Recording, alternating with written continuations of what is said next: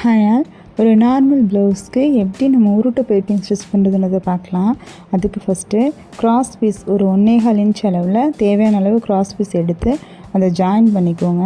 அடுத்த ஸ்டெப் அதோட எட்ஜில் 1/4 இன்ச் அளவு நல்லா மடித்து நீட்டாக ஸ்டிச் பண்ணிக்கோங்க.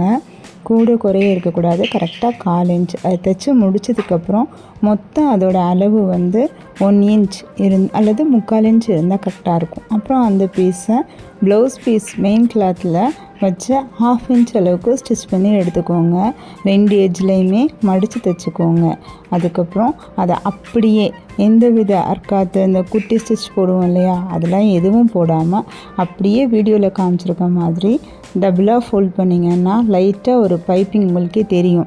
அந்த ரெண்டும் அட்டாச் ஆகிற அந்த குழி மாதிரி தையல் விழுந்த இடம் இருக்கும்ல, அதுலேயே பொறுமையாக ஸ்டிச் பண்ணிட்டு வாங்க. வீடியோவில் ஃபாஸ்ட்டாக போகும், பட் பொறுமையாக ஸ்டிச் பண்ண தான் அந்த ஃபினிஷிங் உங்களுக்கு கிடைக்கும். இதே மாதிரியே இந்த மெத்தடில் நீங்கள் ஸ்டிச் பண்ணிவிட்டு உங்களுக்கு பைப்பிங் எப்படி வந்துச்சுன்றதை கமெண்ட்டில் சொல்லுங்கள். தேங்க்யூ ஃபார் வாட்சிங்.